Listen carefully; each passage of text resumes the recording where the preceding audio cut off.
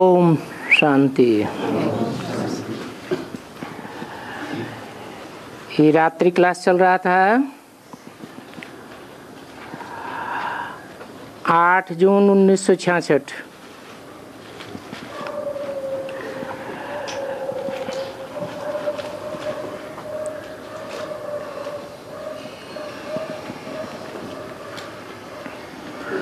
बात चल रही थी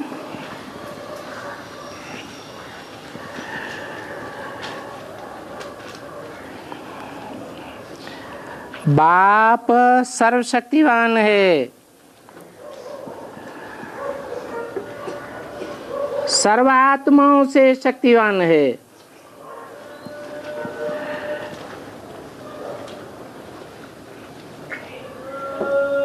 अभी आत्माओं को सर्वशक्तिवान बाप से शक्ति मिल रही है,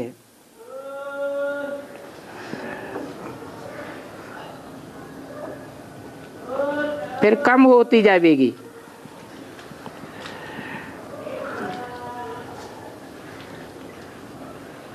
सर्वशक्तिवान बाप को याद करो तो शक्ति का वर्षा मिलेगा, और याद से ही वर्षा लेना है।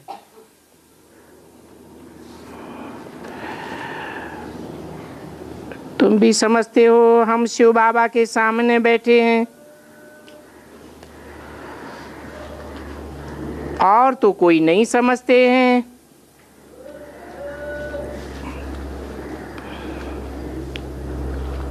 शिव बाबा इन आँखों से हमको देखते हैं।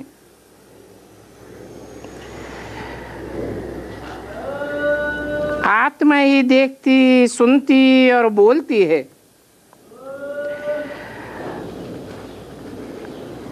अब तुम आत्माएं जानती हो बाबा भी शरीर में विराजमान है।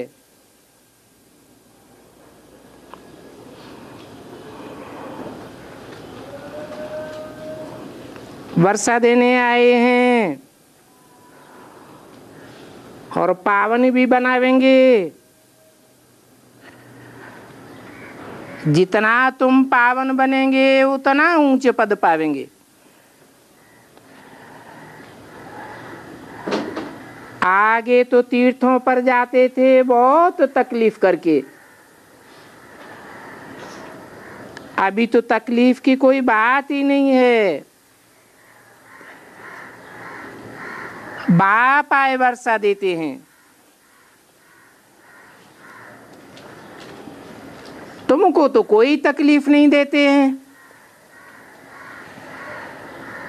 इस पढ़ाई में कोई भी तकलीफ नहीं है।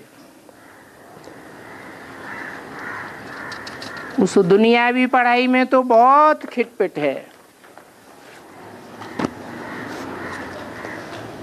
कितने ढेर की ढेर किताबें होती हैं।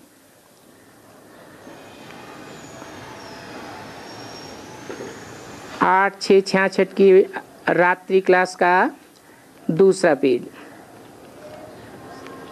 यहाँ बुढ़ियों को कुछ लिखना पढ़ना नहीं है। तुम कुछ भी नहीं जानती हो तो बहुत अच्छा है। जो भी पढ़े हुए हो इस समय वो कोई काम का नहीं है, क्योंकि बाप सिर्फ कहते हैं मुझे याद करो। जो राजयोग बाप सिखाते हैं वो राजयोग की बात शास्त्रों में नहीं है।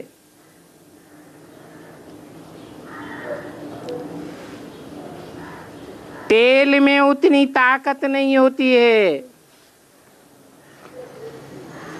घी में तो ताकत होती है।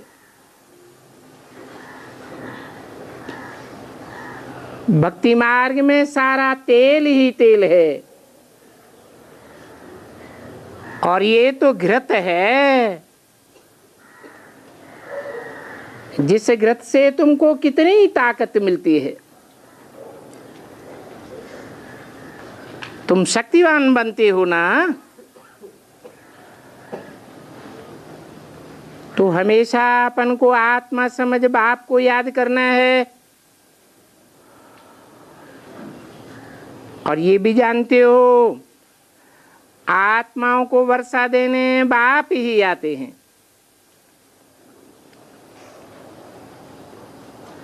बेहद का वर्षा स्वर्ग था, सबको सतो प्रधान बनाते हैं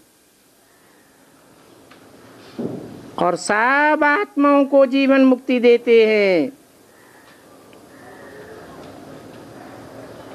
कोई भी बात में मुझान हो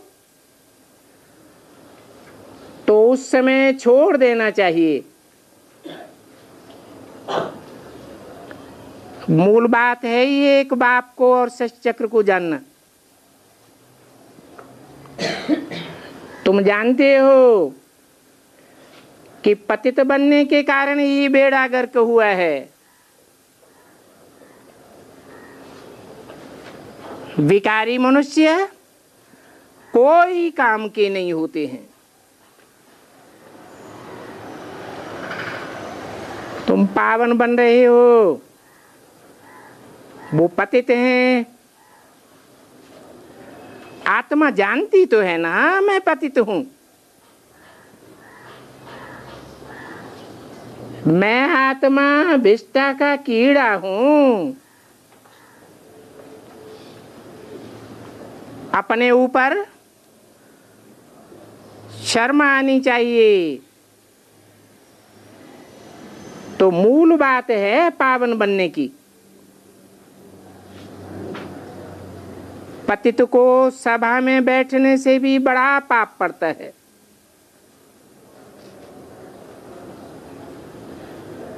क्यों?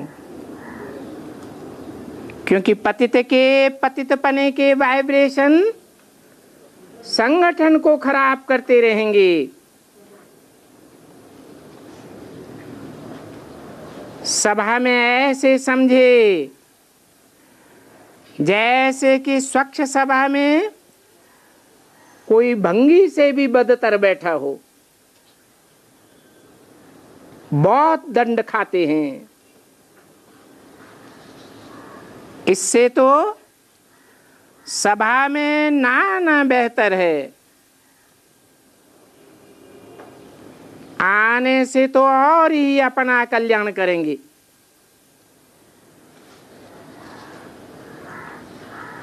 क्योंकि बाबा का हुक्म मिला हुआ है पवित्र बनना है। तो पतित को यहाँ सभा में आने से डरना चाहिए। बहुत नुकसान हो जाता है। हो सकता है कोई सुन करके सुधर भी जाए आइंदा के लिए।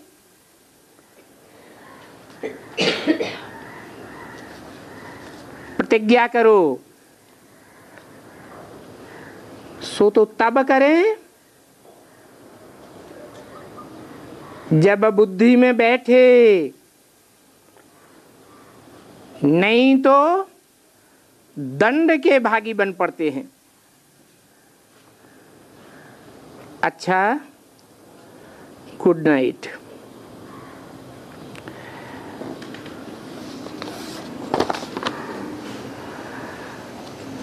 आज का प्रातः क्लास है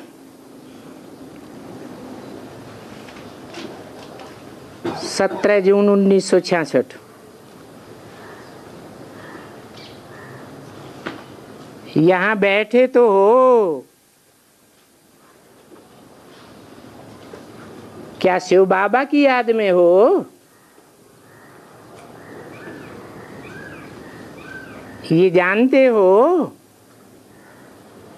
वो हमको सुखधाम का मालिक फिर से बनाए रहे हैं। तो बच्चों की बुद्धि में अंदर में कितनी खुशी होनी चाहिए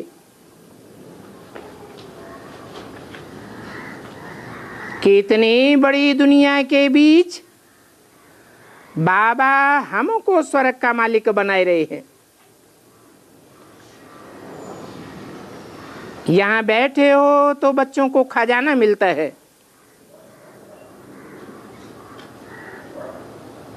अनेक प्रकार की कॉलेजें होती हैं, यूनिवर्सिटियों में किसी की बुद्धि में ये बात नहीं रहती है। यहाँ तो तुम ही जानते हो कि बाबा हमको फिर से स्वर्ग का मालिक बनाते हैं। ये खुशी तो रहनी चाहिए ना। इस समय और सब ख्यालात निकाल कर एक बाप को ही याद करना है। यहां जब बैठते हो तो बुद्धि में ये नशा रहना चाहिए, हम अब सुखधाम के मालिक बन रहे हैं और ये सुख और शांति का वर्षा हम कल्प कल्प लेते हैं। दुनिया के मनुष्य तो कुछ भी नहीं जानते। कल्प पहले भी बहुत ही मनुष्य ज्ञान अंधेरे कुंभकर्ण की नींद में खोए हुए थे, फिर खत्म हो गए। अभी फिर भी ऐसे ही होगा।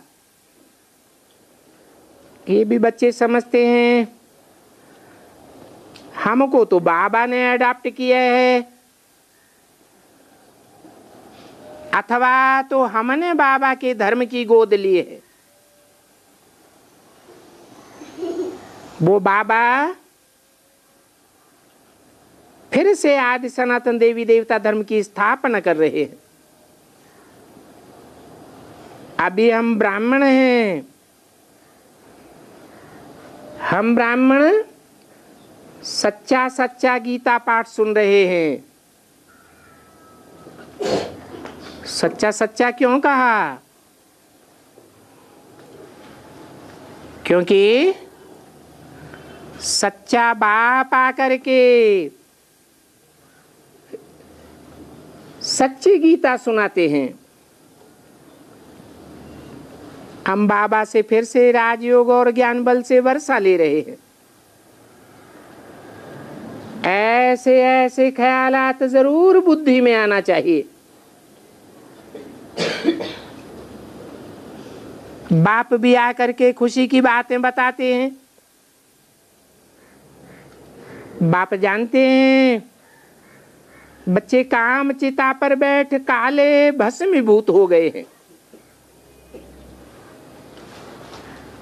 इसलिए हम अमरलोक से मृत्युलोक में आता हूं। तुम फिर कहते हो हम मृत्युलोक से अमरलोक में जाते हैं। बाप कहते हैं मैं मृत्युलोक में आता हूं। इस मृत्युलोक में सब की मृत्यु हो गई है, A to Z। इसलिए मुसलमान लोग क्या कहते हैं, सब कब्र दाखिल हो गए, सब की बुद्धि मिट्टी में मिल गई, उनको फिर से अमरलोक में ले जाता हूं। इन शास्त्रों में तो क्या क्या लिख दिया है। समझते हैं वो सर्वशक्तिवान है, जो चाहे सो कर सकते हैं। परंतु बच्चे तो जानते हैं, उनको बुलाया ही जाता है, हे पतित पावन आओ, पतितों को आ करके पावन बनाओ, दुख हर करके सुख दो। इसमें जादू की व तुलसम की कोई बात नहीं है। बाप आते ही हैं कांटे से फूल बनाने के लिए। इस कांटों के जंगल में तुम कांटे ही कांटे थे। तुम जानते हो अब कि हमें ही सुखधाम में देवताएं थे और धर्म वाले वहां नहीं थे। हम ही सतो प्रधान थे, परंतु हर एक को सतो प्रधान से फिर तमो प्रधान में आना ही है। यहां बैठने के समय तो बच्चों को और ही मजा आना चाहिए। कोई अनजान या विपरीत धर्म का यहां आकर बैठेगा तो मजा के बजाय और ही सजा भुगतेगा।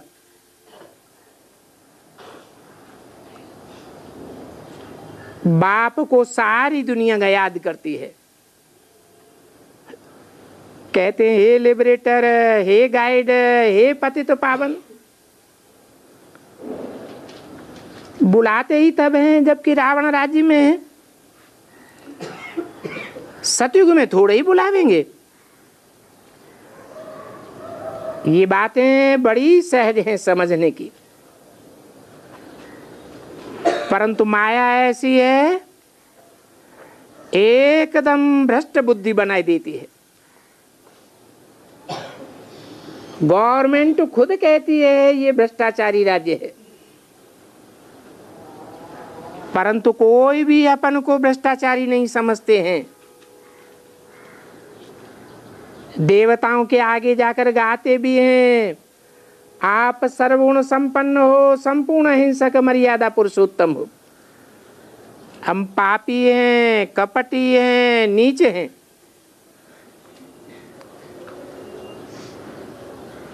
तुम्हारे आगे बस साधुओं के आगे ऐसे नहीं कहेंगे, देवताओं के आगे कहते हैं मैं निर्गुण हारे में कोई गुण नहीं। शिव के आगे भी ये महिमा नहीं करेंगे, मैं निर्गुण हारे में कोई गुण नहीं। क्यों? देवताओं के आगे क्यों महिमा करते हैं? शिव के आगे ऐसी महिमा नहीं करते हैं। हाँ, शिव को निर्गुण निराकार कहा जाता है। बाप की महिमा और देवताओं की महिमा में बहुत अंतर है।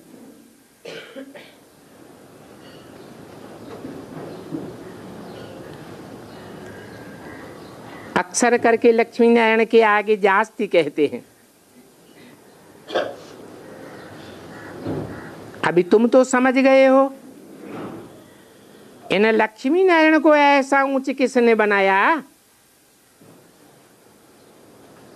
तुम तो उनके अनेक जन्मों की कहानी बताते हो। पहले नंबर में 84 का चक्र यही खावेंगे।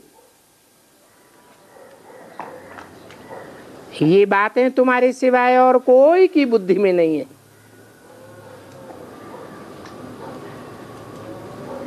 बिल्कुल पत्थर बुद्धि है।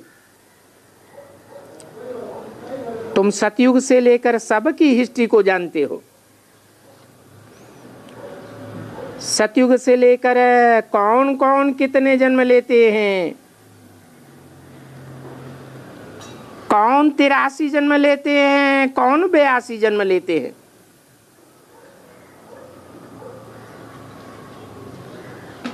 कन्वर्ट होने वालों की भी हिस्ट्री तुम बता सकते हो।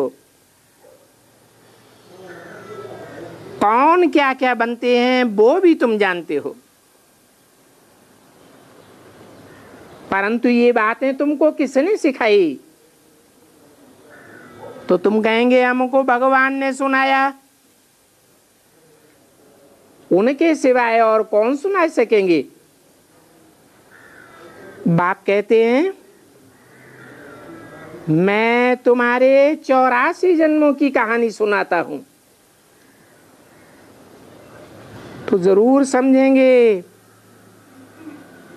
इनको उसने ही समझाया होगा। बाप की भी महिमा करेंगे, टीचर सदगुरु की भी महिमा करेंगे।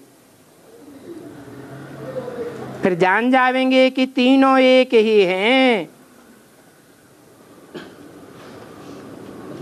एक ही मुकर्रर रथ के द्वारा बाप, टीचर, सदगुरु तीनों का पार्ट बजाते हैं कि तुम्हारी बुद्धि में है। शिव बाबा का धंधा ही है पतितों को पावन बनाना। पतितों की पहचान क्या है?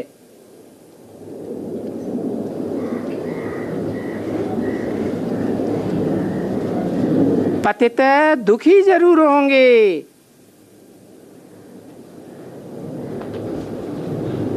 बाप कहते हैं मैं ही पतितों को पावन बनाने आता हूं। सतो प्रधान सुखी होते हैं और तमो प्रधान दुखी होते हैं। खुद भी दुखी होते हैं, औरों को भी दुखी देते हैं।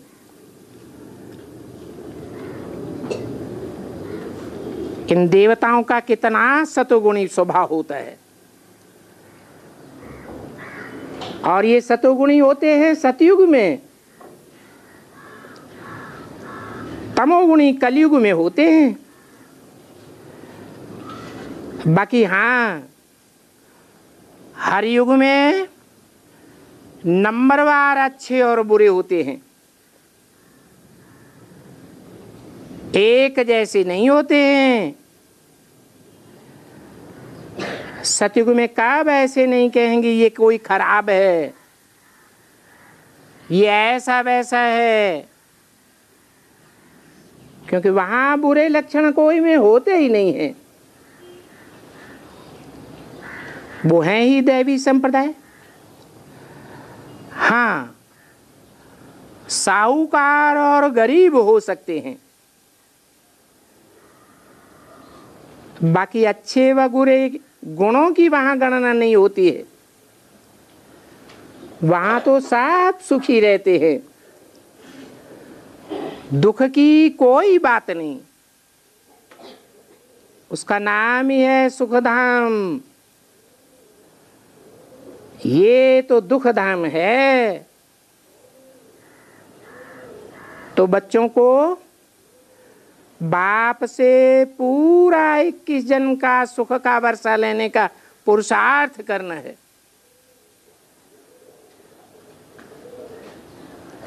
इसके लिए अपना चित्र और इन लक्ष्मी नारायण का चित्र भी रख सकते हैं, कंट्रास्ट कर सकते हैं।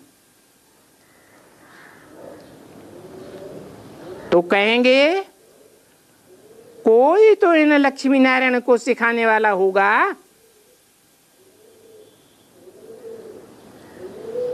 ये तो भगवान वाच है। श्री कृष्ण तो फिर भी मनुष्य है, उनको भगवान नहीं कहेंगे। भगवान को अपना शरीर नहीं होता है।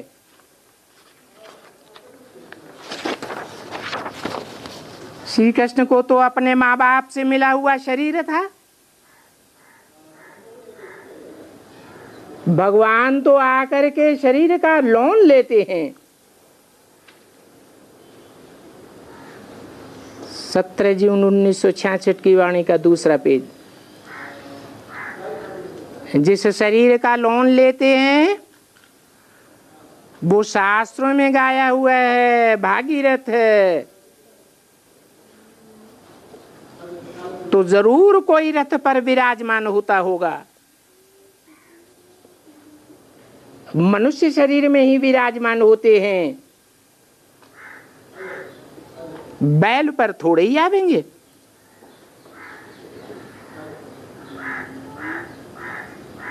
ऐसे क्यों कहा है? बैल तो जानवर होता है, बैल बड़ा अड़ियल होता है।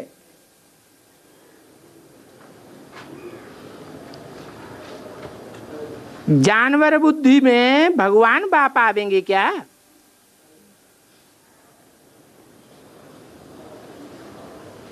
मनुष्य तन में ही आवेंगे। क्यों? क्योंकि मनुष्य को मनन चिंतन मंथन करने के लिए मन होता है। जानवर थोड़ा ही मनन चिंतन मंथन करेगा। परंतु ये बात मुरली में कहने की क्यों जरूरत पड़ी? ये तो साधारण बात है समझने की। किस तरफ इशारा है? वो बैल कौन है जो मंदिरों में दिखाया जाता है? शिव के मंदिर में जहां नाली दिखाते हैं वहां बैल को रखा हुआ है।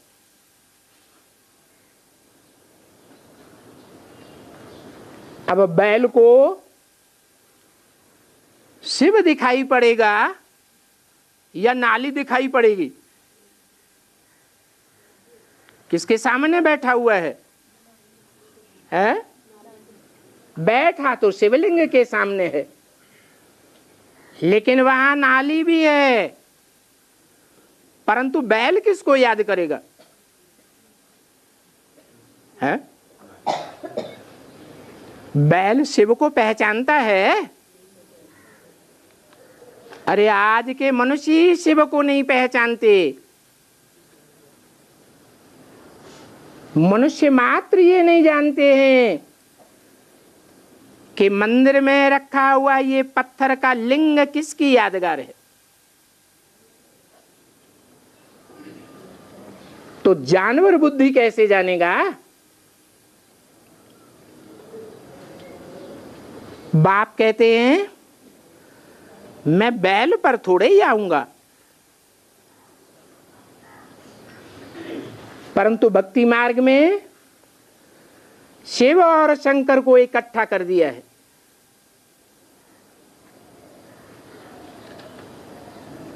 इसे क्या साबित हुआ? कि शिव कोई मनुष्य शरीरधारी में प्रवेश करता है। जिसमें प्रवेश करता है उसे आप समान निराकारी निर्विकारी निरहंकारी बनाता है। इसलिए संसार में शिव और शंकर को मिलाकर इकट्ठा कर दिया है, क्योंकि एक समान हो जाते हैं। दुनिया में और कोई देवता नहीं है जिसको शिव के साथ मिलाया हो। इससे साबित होता है कि बैल पर नहीं आते हैं, परंतु यादगार चित्रों में बैल पर बैठे हुए क्यों दिखाया है?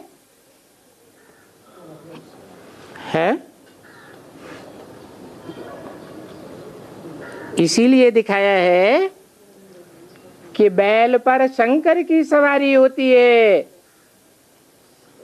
शिव की सवारी नहीं होती है। इसकी यादगार नेपाल में कुछ है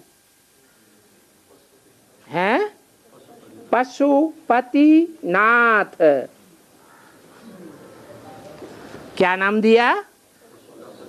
जो पशुओं का पति है उनको भी नाथने वाला है। तो साबित होता है कि शिव शंकर में आते हैं और शंकर के हाई जंप लगा के पुरुषार्थ करते हैं तो बैल पर सवार हो जाते हैं। बाकी ऐसे नहीं है कि शिव बैल पर आते हैं। हाँ, शिव शंकर को इकट्ठा किया है तो बैल दे दिया है। तो बाप कहते हैं तुमको तो कितना खुश होना चाहिए कि हम बैल के नहीं बने हैं, हम किसके बने हैं? हम तो जो मनुष्य सृष्टि का बाप है, जो आत्माओं का बाप है, जो एक ही शरीर में प्रत्यक्ष होते हैं, हम उस बेहद के बाप के बने हैं। बाप भी कहते हैं बच्चे तुम ही हमारे हो। क्यों? सारी दुनिया बाप की नहीं है? हैं? सारी दुनिया बाप की क्यों नहीं है? क्योंकि सारी दुनिया बाप को नहीं जानती है। तुम बच्चे ही बाप को जानते हो। बैल भी बाप को नहीं जानता है। जो बैल के फॉलोअर हैं वो भी बाप को नहीं जानते हैं। तो तुमको बहुत खुश होना चाहिए कि हम किसी जानवर बुद्धि भगवान के नहीं बने हैं। दिखाते हैं ना कौन कौन से अवतार जानवरों के दिखाए हैं। उन जानवर अवतारों के हम नहीं बने। हम तो जो मनुष्य सृष्टि का बाप है, जिसमें परमपिता परमात्मा प्रवेश करते हैं, हम उस बेहद के बाप के बने हैं। तो बाप भी कहते हैं तुम ही हमारे हो। परंतु बाप को अपना पद पाने की खुशी नहीं है। टीचर तो टीचर है। टीचर का काम है पढ़ाना। बाप कहते हैं बच्चे मैं सुख का सागर हूं। अभी तुमको अतीन्द्रिय सुख भासता है, तब भासता है जब हमने तुमको अडॉप्ट किया है। और एडाप्शन तो किस्म किस्म की होती है। पुरुष भी कन्या को एडॉप्ट करते हैं। वो कन्या भी समझती है ये हमारा पति है। अभी तुम तो समझते हो शिव बाबा ने हमको एडॉप्ट किया है।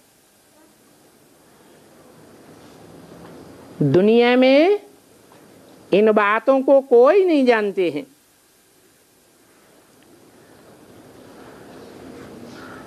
उन्हों की वो एडॉप्शन है एक दो पर काम कटारी चलाना। समझो कोई राजा गोद में बच्चा लेता है, अडॉप्ट करता है, तो बच्चे को सुख देने के लिए अडॉप्ट करता है। परंतु वो तो है एक जन्म का अल्पकाल का सुख। और मैं तो तुम बच्चों को अडॉप्ट करता हूं कितने जन्म का सुख देने के लिए? 21 जन्म का सुख देने के लिए अडॉप्ट करता हूं। और 21 जन्मों के आधार पर 63 जन्मों का भी हिसाब बन जाता है।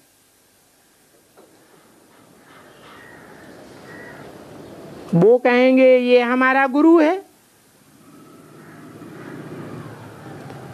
या तो कहेंगे ये हमारा फॉलोअर है। तो गुरु और शिष्य की भी एडॉप्शन होती है। तो दुनिया में कितने प्रकार की एडॉप्शन होती है। बाप बच्चे को एडॉप्ट करते हैं, उनको सुख तो देते हैं, फिर उनको शादी कराए दुख का वर्षा दे देते हैं। जन्म जन्मांतर दुखी होते जाते हैं। तो कहेंगे कि गुरु और शिष्य का एडॉप्शन फिर भी अच्छा है। फिर भी कहेंगे वो पवित्रता की एडॉप्शन है। और यहां तो है महान पवित्र बनने की एडॉप्शन। क्यों? क्योंकि तुम एवर प्योर बाप की एडॉप्शन में आते हो। जहां बाप कहते हैं तुम मेरे बच्चे हो, बच्चे भी कहते हैं बाबा हम आपके हैं। तो ये एडॉप्शन कितनी फर्स्ट क्लास है। ये ईश्वर की एडॉप्शन है। आत्माओं को आकर अपना बच्चा बनाते हैं। अब तुम बच्चों ने इस दुनिया में सबकी एडॉप्शन को देख लिया। सन्यासियों के होते हुए भी गाते रहते हैं, हे पतित पावन आओ। बाप आ करके हमको अडॉप्ट करके पावन बनाओ। सब ब्रदर्स तो हैं ही, परंतु जबकि आ करके अपना पावन बनावे तब कहेंगे ना। कहते हैं बाबा हम बहुत दुखी हो पड़े हैं। रावण राज्य का भी अर्थ नहीं समझते हैं। क्या अर्थ है?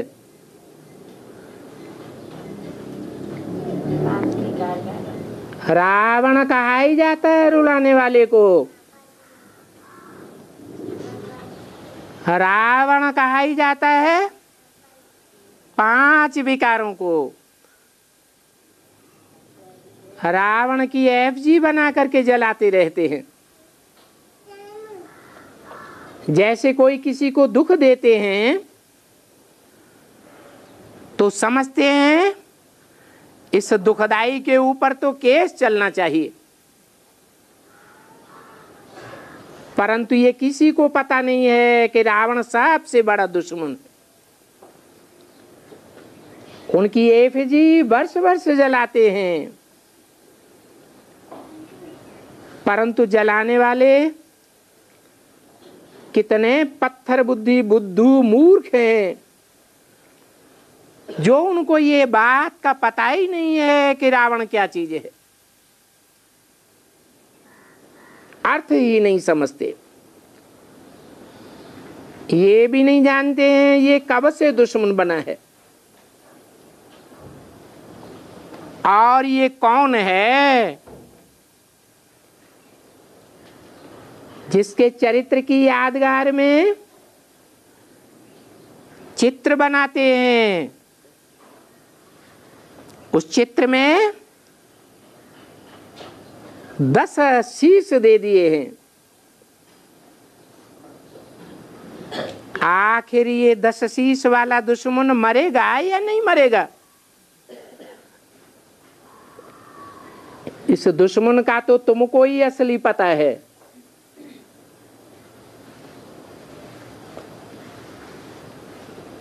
इस दुश्मन को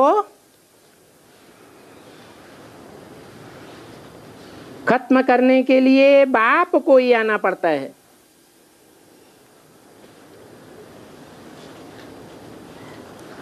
वो बाप गीता में क्या कहते हैं?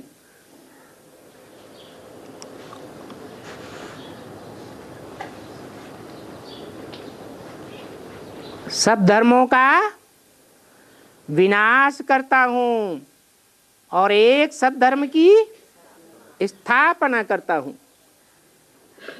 अर्थात जो 10 धर्म हैं उनका विनाश करता हूं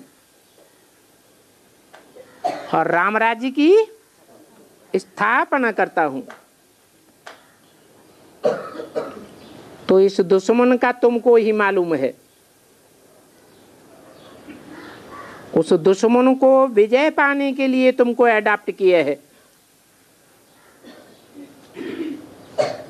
ये भी तुम बच्चे जानते हो कि विनाश तो होना ही है।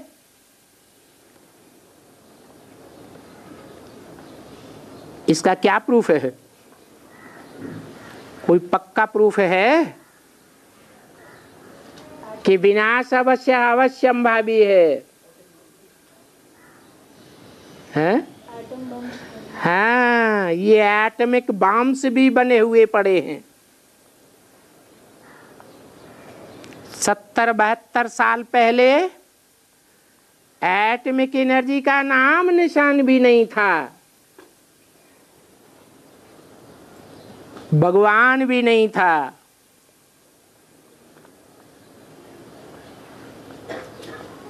भगवान के ढेर डुप्लीकेट रूप भी नहीं थे। 70-72 साल के अंदर असली भगवान भी आया, एटम बम भी बने और ढेर के ढेर डुप्लीकेट भगवान भी निकल पड़े। अभी तुम तो जानते हो इस ज्ञान यज्ञ से ये विनाश ज्वाला निकली है। अभी तुम जानते हो हम रावण पर विजय पाने के लिए फिर से नई सृष्टि में राज्य करेंगे।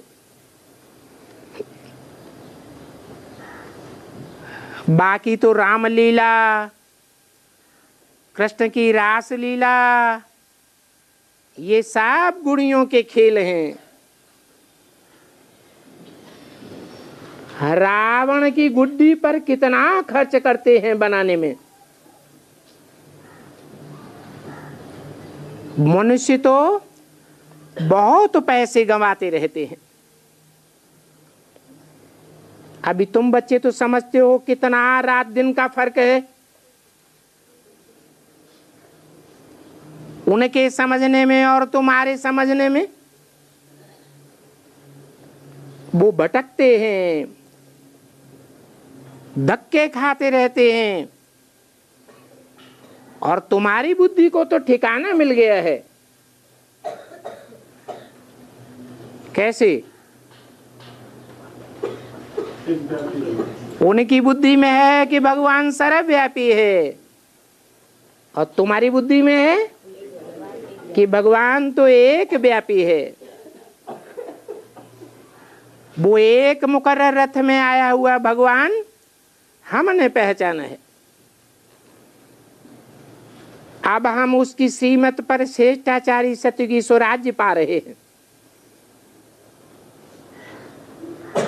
श्रेष्ठ ते श्रेष्ठ सतयुग स्थापन करने वाला वो शिव बाबा ही है, जो हमको श्रेष्ठ देवता विश्व का मालिक बनाते हैं।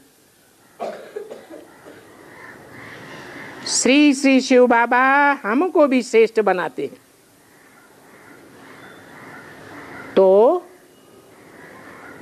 श्री श्री अर्थात डबल श्री सिर्फ उसे एक को ही कहा जाता है,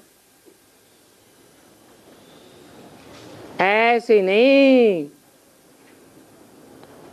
जैसे भक्ति मार्ग में ढेर के ढेर शंकराचार्यों ने अपने ऊपर टाइटल रखाई लिया है। क्या? श्री श्री 108 जगत गुरु महाराज।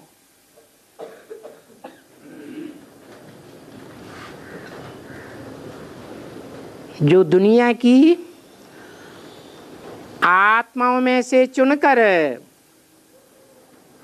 श्रेष्ठ ते श्रेष्ठ देवताओं की माला बनाते हैं, माला संगठन को कहा जाता है।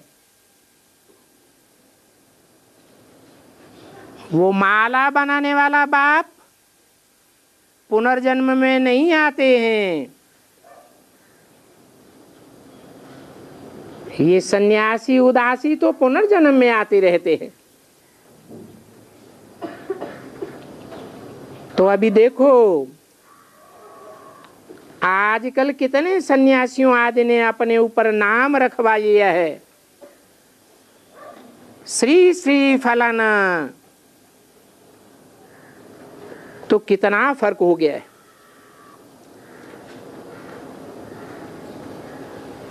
डबल टोपी की पाग रख ली है। वास्तव में श्री का टाइटल द्वापर युग के विकारी राजाओं के ऊपर नहीं रखा जा सकता।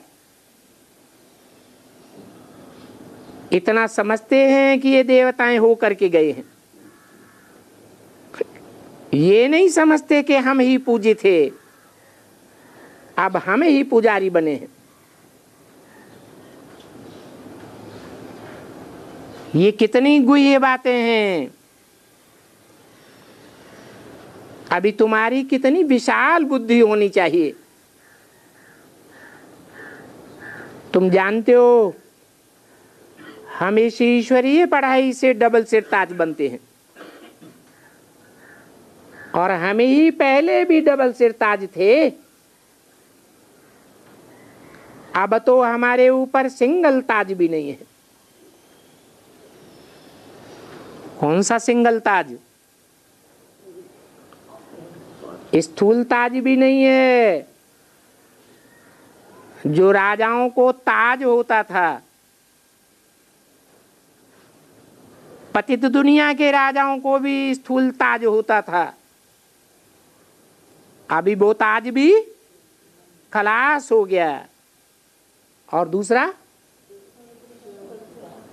पवित्रता का ताज, जो देवताओं को दिखाया जाता है, क्योंकि आप पतित हैं ना। जो पतित आत्माएं होती हैं उनमें लाइट कहां से आवेगी? यहां लाइट का ताज किसको भी नहीं लगा सकते। क्यों नहीं लगा सकते हैं?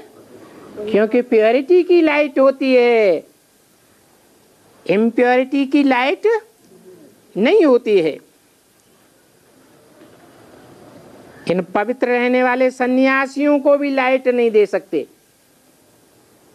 क्यों?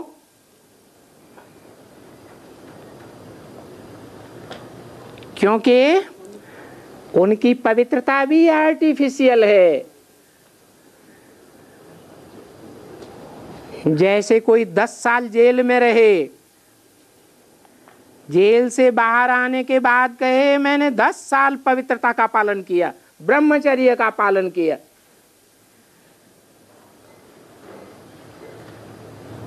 तो ओरिजिनल पवित्रता हुई या आर्टिफिशियल कहेंगे?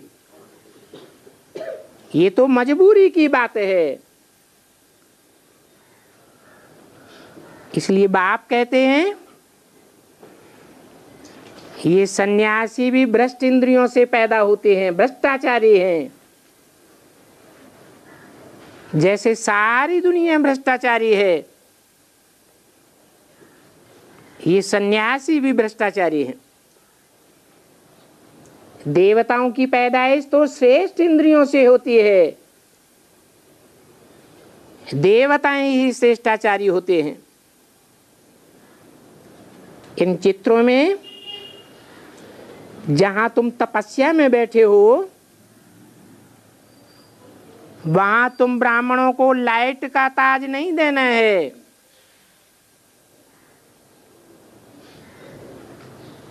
तुमको डबल सिर ताज भविष्य में बनना है। जो भविष्य में आने वाला टाइम है उसे स्वर्णिम संगम युग कहेंगे। तुम बच्चे अभी जानते हो तो इस बात की खुशी में रहते हो। हम बाबा से डबल सिर ताज महाराजा महारानी बनने के लिए आए हैं। ये खुशी तुमको रहनी चाहिए।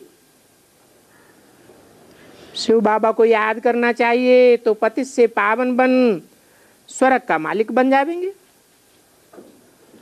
और इसमें कोई तकलीफ की बात नहीं है।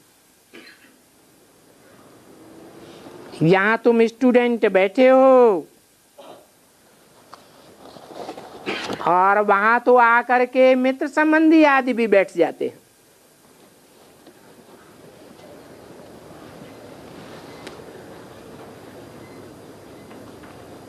ये भी अधूरी मुरली है।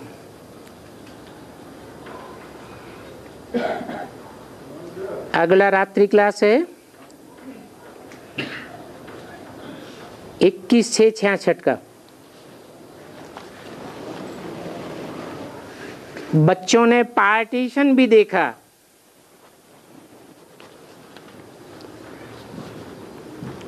जब पार्टीशन हुआ हिंदुस्तान पाकिस्तान का तो कितनी रक्त की नदियां बही थी। कब देखा पार्टीशन? है आदि में। फिर जो आदि में हुआ वो अंत में भी होना है। आदि में था हद के हिंदुस्तान और पाकिस्तान का पार्टीशन। अभी अंत में क्या होगा? है बेहद का पाकिस्तान बनना है।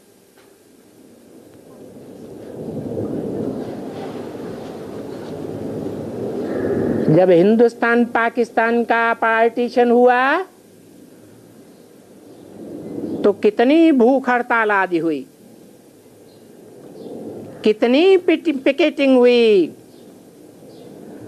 जो कुछ गांधी जी ने सिखाया वो सब सामने आता है। ये दुनिया ही ऐसी है। बच्चों की दिल होती है कि कल ही ये शरीर छोड़ सतयुग में जावें, परंतु ये शिव बाबा तो कल्प के बाद ही मिलना है, इसलिए फिर दिल नहीं होती है। अभी तो ईश्वर बाबा परमपिता परमात्मा के साथ हम रहते हैं, खाते हैं, पीते हैं, बैठते हैं। गायन भी है, तुम्ही से खाऊं तुम्ही से बैठूं। ये तुम बच्चों का प्रैक्टिकल अनुभव है।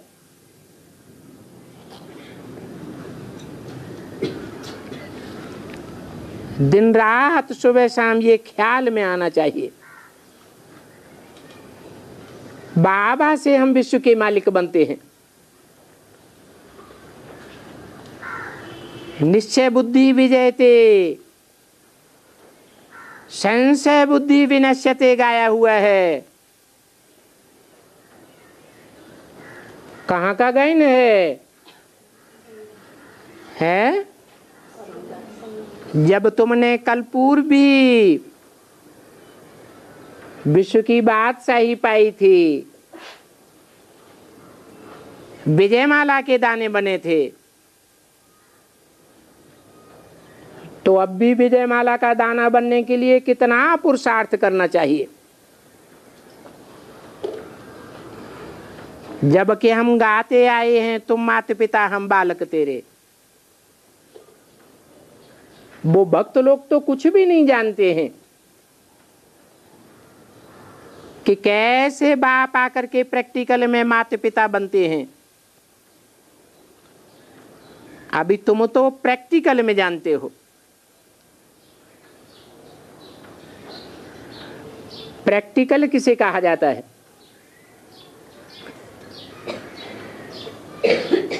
बाप प्रैक्टिकल में आए हैं या सिर्फ साक्षात्कार की बात है? प्रैक्टिकल में माना शरीर के साथ पार्ट बजाते हैं। अभी बाबा आया हुआ है तो जितना सुख लेना चाहें उतना ले सकते हैं। इसमें सिर्फ याद की बात है। बाप कहते हैं आधा कल्प तुम देह अभिमानी बनकर रहे हो। अभी तुम बाप को याद करो, तो तुम्हारे देह अभिमान की कट उतर जाएगी।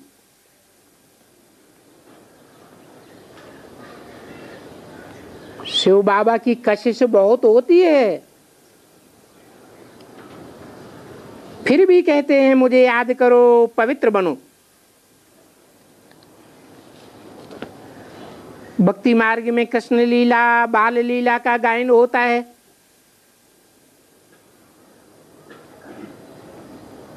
कह दिया है मटकी फोड़ते थे, परंतु सतयुग में तो कृष्ण के लिए ऐसी बात नहीं कह सकते। ये तो संगम युग की यादगार है। संगम युग में बाबा प्रैक्टिकल में जादूगर है, मीरा तो साक्षात्कार करती थी। कोई प्रैक्टिकल में स्वर्ग में थोड़ी गई। इन साक्षात्कार आदि की बातों में कुछ भी नहीं रखा है, वो सिर्फ रमत गमत है। तो चरित्र कृष्ण के नहीं है, चरित्र सारे शिव बाबा के हैं। तुम यहां शिव बाबा के पास आए हो,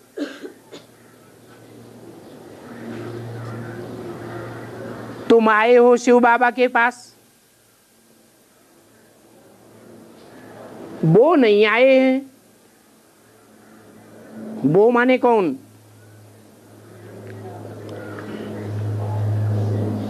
जो और धर्मों में कन्वर्ट होने वाले हैं, वो शिव बाबा के पास नहीं आए हैं। बाप कहते हैं अब तुम मुझे याद करो तो तुम्हारी काटे उतर जाएगी। सिर्फ बाबा को याद करना है, और जितना जितना याद करेंगे उतनी ही तुम्हारी कट उतरती जाएगी।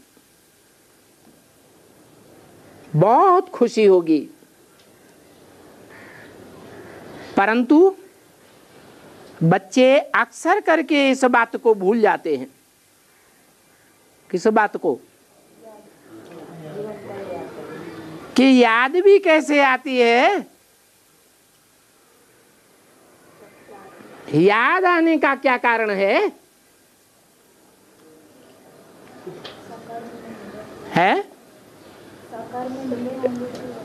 किसी को देखते हैं आंखों से तो याद आती है ना। जितना लगाव पूर्वक देखेंगे उतना जास्ती याद आवेगी।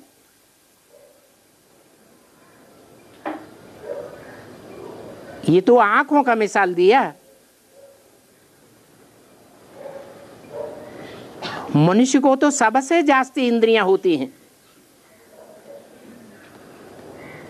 जानवरों में, कीट पशु पक्षी पतंगों में उतनी इंद्रियां नहीं होती हैं। इंद्रियों से ही सुख और दुख लिया जाता है। और भगवान बाप तो सुखदाई है या दुखदाई है? सुखदाता है। तो बहुत याद आना चाहिए। परंतु माया पीछे ऐसी पड़ी हुई है जो तुमको छोड़ेगी ही नहीं। माया क्या करती है? तुम कहते हो बाप भगवान आया हुआ है, और माया कहती है हो ही नहीं सकता कि भगवान बाप आवे। माया तुमको बहुत तूफान में लावेगी। तो माया से तुम्हारी लड़ाई है। मीठे मीठे बच्चों को तो बहुत खुशी में रहना चाहिए। जो कड़ुए कड़ुए हैं वो खुशी में नहीं रह सकते। रह सकते हैं कि नहीं रह सकते हैं? मीठे बाबा का संग करने वाले मीठे ही रहेंगे या कड़वे होंगे? मीठे ही बनकर रहेंगे। बाप कहते हैं अतीन्द्रिय सुख की बातें पूछनी हो तो गोपी बल्लभ के गोप गोपियों से पूछो। किससे पूछो? गोप गोपियों नाम क्यों दिया? गोप गोपी माने क्या? जिन्होंने बाप के साथ गुप्त संबंध जोड़े हैं। दुनिया वालों की बुद्धि में उन गुप्त संबंधों की बात नहीं बैठती। वो गोप गोपी शिव बाबा से फिर से वर्षा ले रहे हैं। पुरुषार्थ अच्छा करेंगे गुप्त रहने का, क्योंकि तुम्हारा दान मान पद सर्विस सब गुप्त है, तो तुम ऊंच पद पाए सकते हैं। अगर दान किया दूसरे को पता लग गया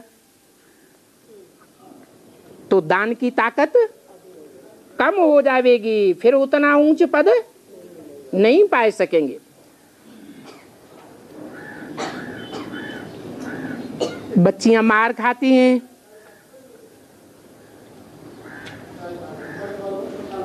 परंतु निश्चय बैठता है कि हम तो पवित्र बनकर के बाप से जरूर राज्य लेंगे। मार खाते खाते कोई मर भी जाती हैं। किसका मिसाल दिया?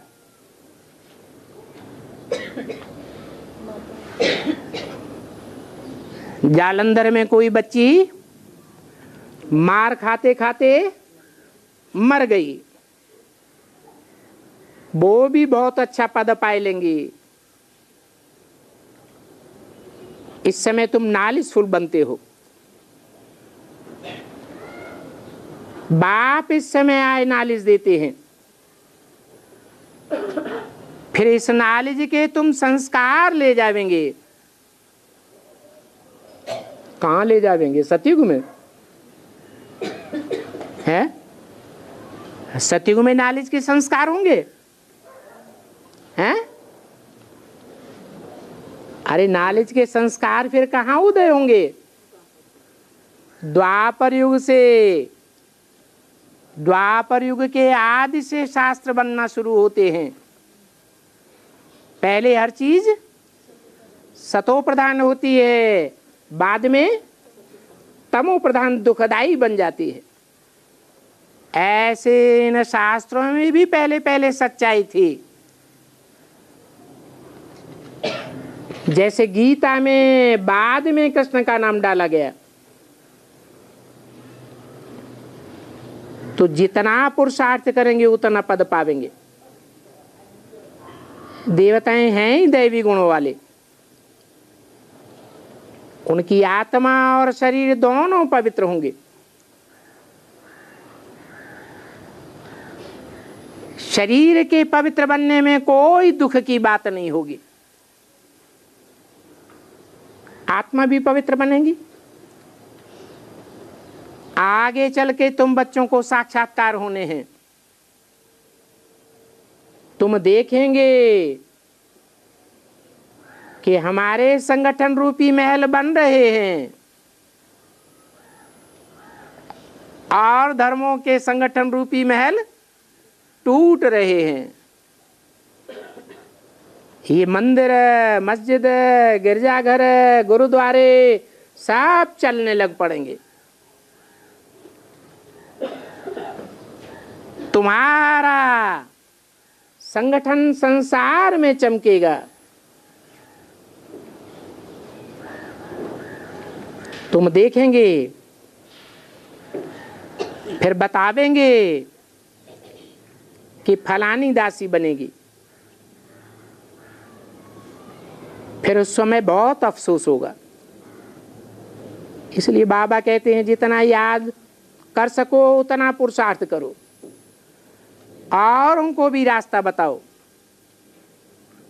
बोलो, बेहद का बाप स्वर्ग की रचना रचने वाला है,